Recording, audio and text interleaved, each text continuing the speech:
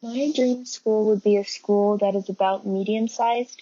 I don't want to go to a super huge school where the teachers don't even know your name because of how big the classes are, but I also don't want to go to a super small school where I'm seeing the same people in every class over and over. That was Sarah.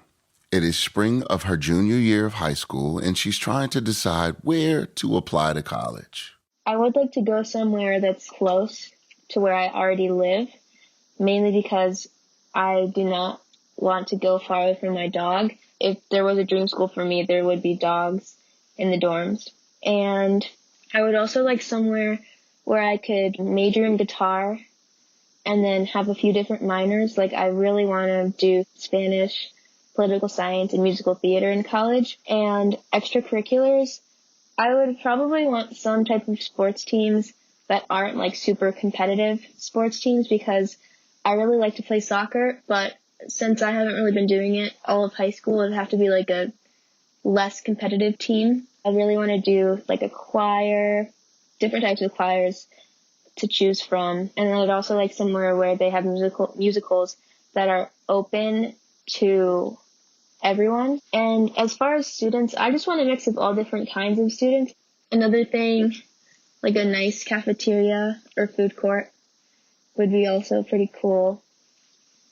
But other than that, I'm kind of just looking for something that's like medium-sized, close to my house, where I'm able to do a lot of the things that I'm interested in. In this episode, we follow high school student Sarah as she navigates the admission process. In our last episode, the students, community college students Katie and Alyssa, talked about how important those last 2 years in high school were for them. So we wanted to take a closer look at exactly what happens during that time. My name is Keith Anstead, and this is Good School.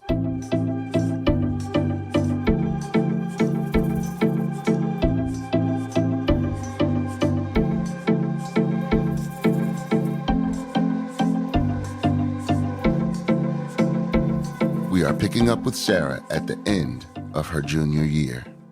So on Monday of this week, I had a meeting with the college counselor at my school, and I think it went pretty well.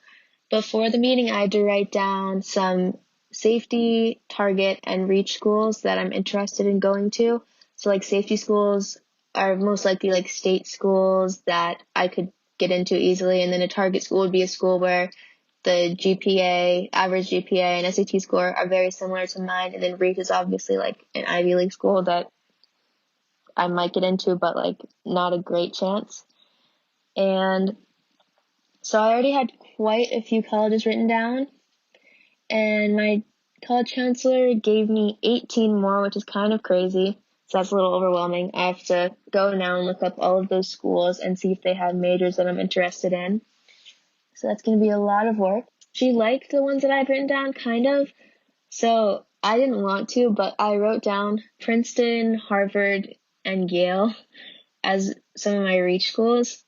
Holy cow. 18 schools? Sarah thinks it's crazy to have to research that many schools, and I agree. Students are generally encouraged to apply at 10 to 12 schools, which is still a lot. In fact, the average number of schools students apply to has tripled since 1995. Because students are applying to so many more schools, high-ranking schools like Harvard have seen an increase in applications, which results in a smaller percentage of students admitted. In 1995, the acceptance rate at Harvard was 11.8%. Today, it is 3.19%, the lowest in the history of the school. We'll talk about this more in our episode about rankings. But while the acceptance rates of the most highly ranked schools are going way down, the acceptance rates of most schools across the country have gone up. In fact, 80% of all ranked schools have an acceptance rate of over 50%. So again, why should students apply to so many schools? We talked to senior writer at the Chronicle of Higher Education, Eric Hoover, to find out. Yeah, it's a great question. I can tell you so many high school counselors I've talked to who give advice like that. Many of them don't like giving that advice. But here's why even counselors who don't love seeing their students apply to 10, 12, 15, 20 colleges, it's a strategy. They want to make sure that their students have as many options as possible, it has become more difficult to predict outcomes. And as that predictability is waned, counselors have advised students, say, to apply to more colleges in a particular category, say more safety schools, more reach schools. And it's also, I think, for many college advisors, high school counselors, working with the bulk of American students for whom affordability is the main issue, not some magical notion of fit, but am I going to have any affordable options, reasonably affordable options? It's one thing to get in, as we all know. It's another thing to get in and get a financial aid package that is within the realm of reasonable possibility. So we know that students apply to a lot of schools. And we also know these schools want a lot of applicants. High school students are inundated with hundreds of marketing messages from schools across the country. But how do these schools know who the college-bound high schoolers are? How do they know those teenagers' addresses and emails and the type of school they're looking to want to go to after graduating? Christopher Wild, an associate director of admissions at Goucher College, provides some insight. So when we look at that kind of first part of recruitment, right, this is trying to kind of get a group of students, a pool of students from which you hope applications will come. And so we do that in a number of different ways. There's plenty of services out there where we go out and we purchase names. College Board will sell us the names of students who have taken the PSAT or AP exam or the SAT or ACT will sell us ACT names, right?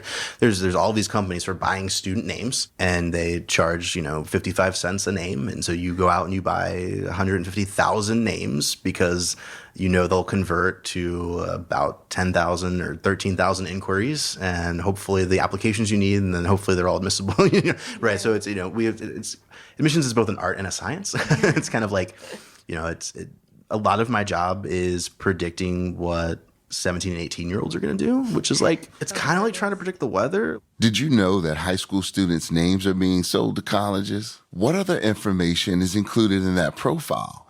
How are the names and profiles bundled and sold? Why are the admissions officers trying to predict the future of individual students who they know of only because they paid 55 cents? The College Board. The company selling those names is a billion-dollar company that owns the PSATs, SATs, and advanced placement courses that college-bound students are expected to take. All of these tests are expensive, somewhere between $60 and $90 each. So we know Sarah's name and personal information is about to be bought by a bunch of colleges for 55 cents. She just unknowingly sold her identity to the College Board and is preparing to take the SATs. Okay, so I just wanted to talk a little bit about my SAT class that I've been taking for the past 2 months. So it's Monday through Thursday from 5 to 6:45. There's 3 classes. There's reading, math, and writing, and we have 2 to 3 of these classes every day, depending on what day it is. And when I first heard about this program, I really did not want to do it because this would be taking away my homework and practicing time. But I decided to do it anyway because my mom said that I should and my college counselor said that I should. So I did it so I could get into a good college. But I don't know if it's really helped me a ton. While some schools have now made standardized tests an optional part of the application, the tests are still widely used. Part of their inherent inequality stems from the $30 billion test prep industry. Those with the means to take a test prep class often get higher test scores because they've been taught to beat the test. That being said, the quality of these test prep classes can vary widely.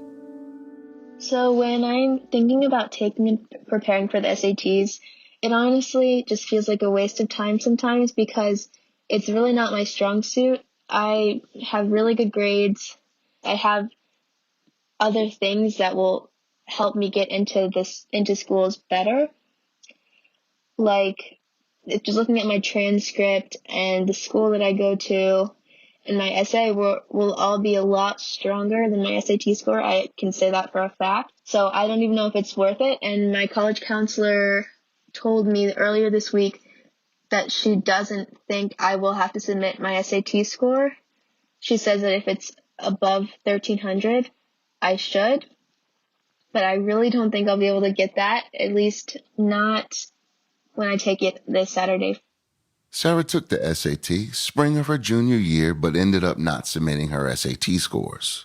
Despite all the effort she put into studying for the test, she was still afraid it might not look good enough for the school she wanted to attend. With the SATs behind her, as she prepares to start her senior year of high school, Sarah is focused on preparing her applications. I just got an email from my college counselor, and the subject line says applications are ready. Okay, it says, hello seniors. It's August 2nd, which means that most college applications went live yesterday. This means that they have shifted from the class of 2021 to you, the class of 2022. They are ready for you to start entering information. Go to the admissions pages of colleges to which you are applying and you will find out how to apply. If you get a lot of this done now, you will be so grateful once school starts. Some colleges have their own applications, but many accept the Common App or the Common Black College app. You have to go to each admissions page to find out how they want you to apply. For the schools you know you want to apply to, get started on these applications now. I'll be scheduling individual college meetings starting September. Your goal for that meeting should be to have a first draft list of schools. To check your GPAs, go to your Naviance account. Page 32 of the college handbook has login instructions. Once you log into your account, click on About Me and then My Account. In the bottom right box, you will find your unweighted and weighted GPAs. Your cumulative GPAs won't change until you graduate, but schools will see your first quarter and first semester senior grades. It ruined my day when I saw the email. The admissions process is complicated. It is daunting and inscrutable for students and parents. Sarah is lucky that she goes to a school where her counselor has spelled out everything she needs to do in order to get into her dream school, even if she doesn't know what that dream school is. At the beginning of her senior year, with the help of her guitar teacher, Sarah narrowed her list to 7 schools. He wanted to know what my list was, and I told him my list. Peabody, Eastman, Oberlin, Berkeley, Shenandoah. I told him those, and he liked it a lot. He just said those were good. He was just going through them, talking a little bit about them. And then he said, I don't think you really need any more. And then I was like, what about some safety schools? So then he gave 2 schools that are kind of close to us that have good guitar teachers. Sarah ended up applying to 9 schools, fewer than the 12 that her guidance counselor initially recommended. Spoiler alert, it ended up okay. She gets into college even without 12 applications. But before that can happen, she needs to fill out the applications. But what are admissions counselors looking for when they review all of these applications? Back to Associate Director of Admissions at Goucher, Christopher Wild. What we go by, or what we use here at Goucher, is a holistic review, which every college talks about, and and it means something different at every school. Mm-hmm. It's one of those, college admissions buzzwords. We do a holistic review. Everything's looked at. What does that mean, actually? And so, in reviewing applications, we're looking for students who think we're going to be successful here. We talked a little about that, kind of looking for the students who have the potential, or the kind of the diamond in the rough. So I always start with the student's high school transcript. I want to see what classes you've taken, what grades you've got in those classes, what are trends, have you taken advantage of advanced course offerings?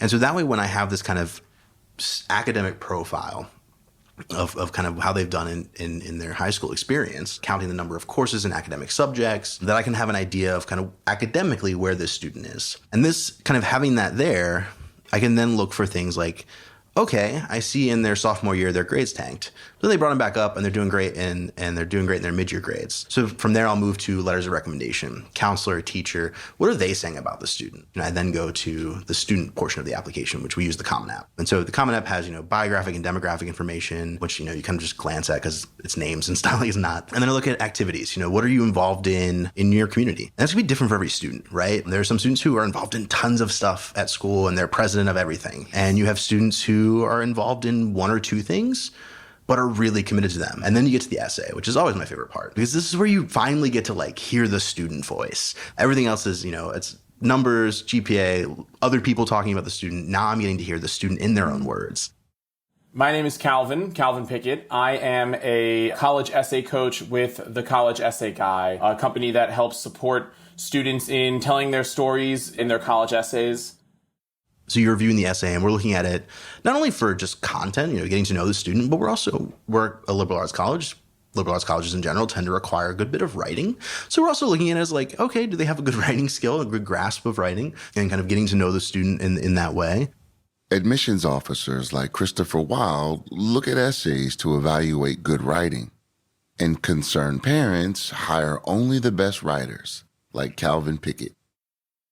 Our process looks like using a set of brainstorming exercises that students complete beforehand that try and get students to think about a few different things. I mean, really what we're trying to encourage students to do is be vulnerable. So we have these brainstorming exercises that ask them explicitly about, what are your top 10 values, top 5, top 3. We ask them to think about like 21 random details about themselves. And then as essay coaches, we then start working with the students and we start picking through that pile of stuff and thinking, what are some themes that are emerging? What are some kind of rich topics, objects, ideas you have that could help us showcase those sides of you? And then it's just a process of writing and revising and revising and revising and revising and revising until you have a great essay.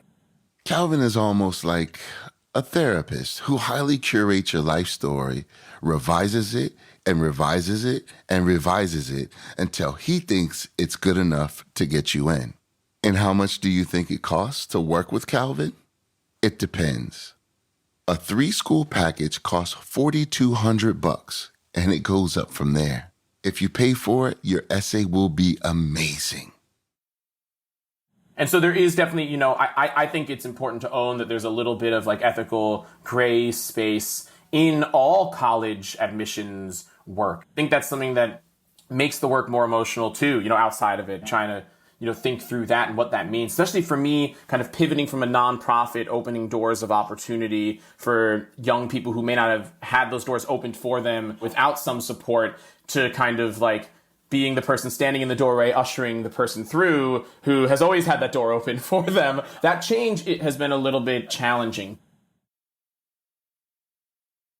My college essay, I was looking through all of the Common App prompts, and I didn't really feel inspired about any of the topics that were on there. It just seemed all like super generic, and I didn't really feel like I could write a good essay on any of those topics. So then I saw option number 7, which is the last option, and it said that you can share an essay on any topic of your choice, and it could be one that you've already written.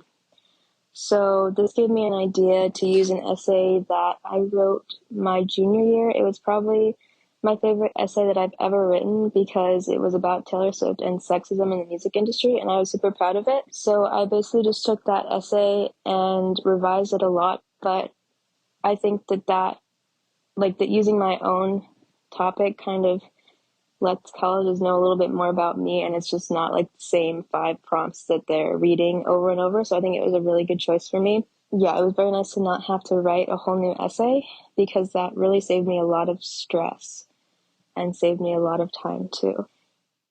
I would say generally essays do not play a large role across the bulk of applicants in any given applicant pool at most colleges, I should say. I've had admissions officers, when I've pushed them, usually off the record, really, truly, you've just told me about your new essay prompt and you're so proud of it. But really, give me a number off the top of your head of how many applicants the essay truly makes a difference for. They've told me over the years things like, 5%, 6%, 10%, 1 in 100, even. I think they tend to be used in ways that are going to confirm impressions that other parts of their applications convey. Generally speaking, all of this furious effort to write and rewrite and polish up these essays, I think is generally for naught for most students. But an important point here is that colleges that require one or more essays or particular kinds of essays are very much, certainly can be, barriers to applying in the first place.